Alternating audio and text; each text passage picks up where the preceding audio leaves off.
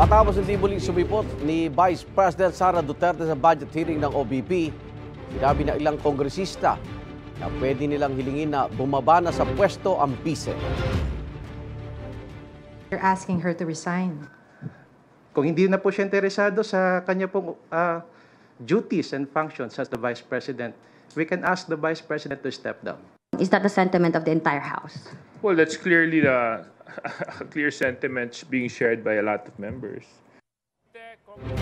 Giit ng ilang kongresista ang hindi pagsipot ni Vice President Duterte sa budget hearing ay betrayal of public trust. Ayon kay House Deputy Speaker David Suarez, may ipinadalang kinatawan ng bise pero hindi raw sila otorisadong magsalita para sa OBP.